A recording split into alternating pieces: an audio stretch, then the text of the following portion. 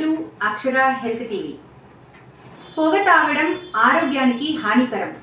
Cinema మొదలయ్యేటప్పుడు సినిమాల్లో సిగరెట్లు తాగే సీన్లు వచ్చినప్పుడు ఇలాంటి హెచ్చరికలు 30 ఏళ్ల క్రితం వచ్చేవి కావు. కానీ ఇప్పుడు పొగ తాగవద్దని చెప్పే రీల్స్ లేకుండా అసలు ఏ మూవీ కూడా స్టార్ట్ కాదు. పొగాకు వల్ల క్యాన్సర్లు వస్తాయనే అవగాహన పెంచడానికి ప్రముఖ దంత వైద్యులు మ్యాక్సిలోఫేషియల్ సర్జన్ డాక్టర్ చంద్రకాంత్ ప్రయత్న ఫలితమే ఇది. 1994లో స్కోప్ అనే స్వచ్ఛంద సంస్థ ద్వారా పొగాకు రహిత సమాజం కోసం 100 కోట్ల సంతకాలను సేకరించారాయన. అందులో తొలి సంతకం అప్పటి president doctor APJ Abdul Kalam గారిదే. ఆ ఫలితమే ఇప్పుడు మూవీస్లో వస్తున్న నో టొబాకో రీల్స్. పొగాకు రహిత దేశం కోసం నిరంతరంగా కృషి చేస్తున్న doctor Chandrakant no tobacco day సందర్భంగా చెప్తున్న విషయాలు. పొగాకు రహిత సమాజాన్ని మనము తయారు చేసుకోవాలని వరల్డ్ హెల్త్ ఆర్గనైజేషన్ పొగాకు రహిత దినోత్సవంగా 31 మే రోజును పొగాకు వ్యతిరేక దినంగా, పొగాకు రహిత దినంగా ప్రకటించింది. పొగాకు రహితంగా భారతదేశాన్ని తయారు చేసుకోవాలని టొబాకో ఫ్రీ ఇనిషియేటివ్ అనే కార్యక్రమం వరల్డ్ హెల్త్ ఆర్గనైజేషన్, ప్రపంచ ఆరోగ్య సంస్థ భారతదేశాన్ని కోరింది. స్కోప్ అనే స్వచ్ఛంద సంస్థ ద్వారా పొగాకు వల్ల కలిగే అనర్థాలనేది ప్రజలకి అవగాహన పెంచడానికి, వచ్చే వ్యాధుల గురించి నివారించడానికి, జుట్టు దగ్గర నుంచి కాలు గోరు వరకు సామాన్యమైన దగ్గు నుంచి, అలర్జీ నుంచి ప్రాణాంతకమైన క్యాన్సర్స్ వరకు కలుగుతున్న పొగాకు వల్ల కలుగుతున్న జబ్బుల గురించి చెప్పడానికి మేము దేశవ్యాప్తంగా భారతదేశంలో ఉన్న స్టూడెంట్స్ ఆర్గనైజేషన్స్ తోటి, పొలిటికల్ పార్టీస్ తోటి, మీడియా ద్వారా 1996లో కార్యక్రమాన్ని మొదలుపెట్టాం. దాని పర్యవసానమే ఇప్పుడు మనం చూస్తున్న సినిమా హాల్స్లో వచ్చిన మ్యాండేటరీ న్యూస్ రీల్స్. అంటే ఈ నగరానికి ఏమైంది, ముఖేష్, ఇవందరూ వినే ఉంటాం. అంటే అంతకుముందు సినిమా హాల్స్లో ఫస్ట్ మనకేం కనపడేది, న్యూస్ రీల్స్ వచ్చేవి టొబాకో కోసం. ఇప్పుడు అవి రావటం లేదు. అలానే పొగాకుని వినియోగం కూడా చేయడానికి ఇంటర్వెల్లో సిగరెట్లు అమ్మేవాళ్ళు థియేటర్లో కిందంతా కూడా ఉమ్మేస్తూ ఉండేవాళ్ళు. పాన్ కానీ గుట్కా తిని ఉమ్మేస్తూ ఉండేవాళ్ళు. భారతదేశంలో మిగతా దేశాల కంటే భిన్నంగా పొగాకుని నమిలే రూపంలో, పీల్చే రూపంలో కూడా వాడుతూ ఉంటారు. ఇన్ని రకాల జబ్బులు వస్తున్న పొగాకుని పగాకు అనాలి. దాని పగబట్టిన పొగాకుని, దాని గురించి మనం ప్రపంచానికి భారతదేశం ఒక ఆదర్శంగా ఏ విధంగా పొగాకు వల్ల వచ్చే జబ్బులు తగ్గించుకుంటున్నారు అనుకున్నప్పుడు భారతదేశం ఒక లీడర్షిప్ రోల్ ప్లే చేయాలి అని అప్పటి కేంద్ర ఆరోగ్య శాఖ మంత్రి సుష్మా స్వరాజ్ గారితో కలిసి మేము జెనీవాలో వరల్డ్ హెల్త్ అసెంబ్లీలో FCTC federation convention for tobacco control అనే ఒక ప్రోగ్రాం మీద ఒక ట్రీటీ అంటారు, ఎలా అయితే న్యూక్లియర్ ట్రీటీ అంటారో దీని మీద సంతకం భారతదేశం చేసింది.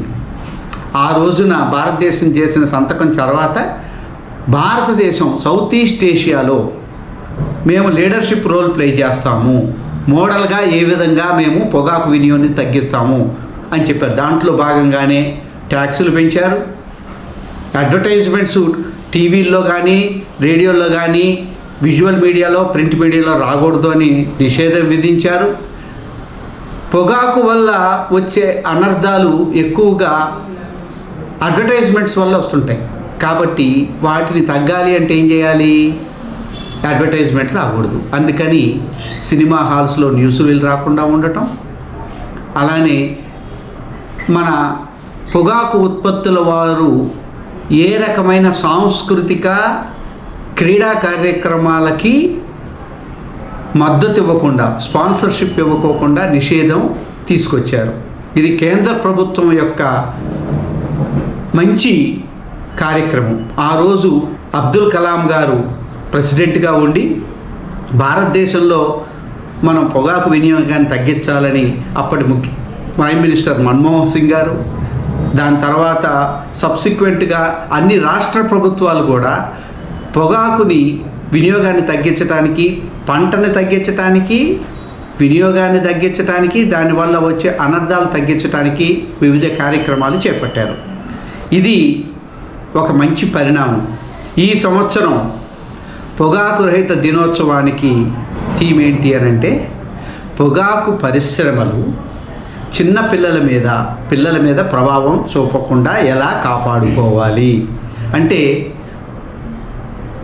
మొక్కై వంగనే మానై వంగున అంటారు కదా. అంటే చిన్నపిల్లల్లో గనక పొగాకు వల్ల కలిగే అనర్థాల గురించి మనం చెప్పగలిగినట్లయితే, వారిలో గనక నాటుకుపోయినట్లయితే చాలామంది పెద్ద అయిన తర్వాత దాని అలవాటును పడరు. ఎందుకనంటే ఒకసారి అలవాటు అయిన తర్వాత వదులుకోవాలంటే కష్టమవుతుంది.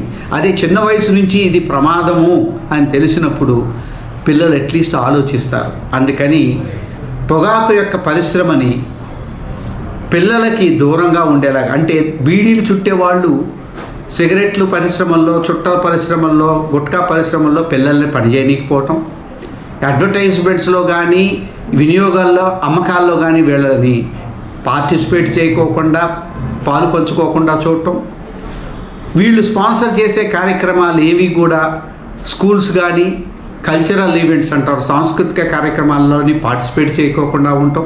మీకు తెలుసు, ఒకప్పుడు బ్రేవరీ అవార్డ్స్ అని ఒక పొగాకు కంపెనీ స్పాన్సర్ చేసేది. అలానే మనకి చూసినట్లయితే ఒక ఫిలింఫేర్ అవార్డ్స్ని ఒక గుట్కా కంపెనీ స్పాన్సర్ చేసేది. ఇటువంటివన్నీ కూడా ఇప్పుడు జరగటం లేదు.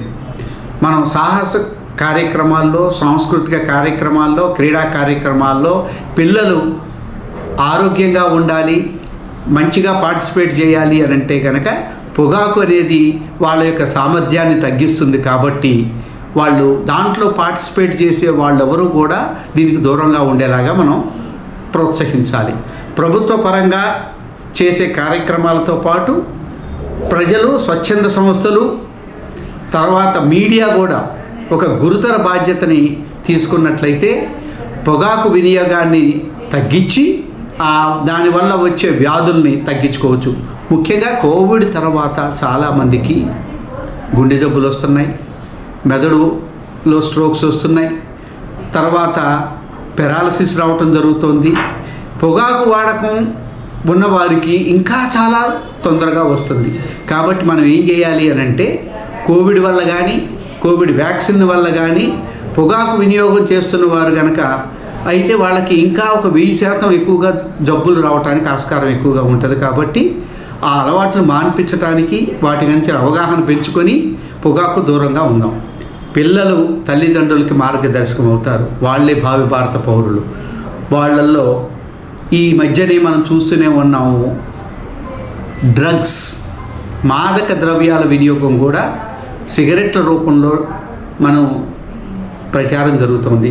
కాబట్టి వాటి వాడకాన్ని తగ్గించాలంటే సిగరెట్లు, బీడీలు, చుట్టలు వినియోగించటం, నమిలే రూపంలో గుట్కా, పాన్ మసాలాలను తగ్గించటం, ఈ మాదక ద్రవ్యాల వినియోగం కూడా ఇటువంటి వాటి ద్వారా జరుగుతుంది. కాబట్టి మనం పొగాకు వినియోగాన్ని తగ్గించినట్టయితే మాదక ద్రవ్యాల యొక్క వినియోగం కూడా దూరం అవుతుంది. ముఖ్యంగా మన భావి భారత పౌరులైన పిల్లలకి చాలా మంచి చేసిన వారం అవుతుంది.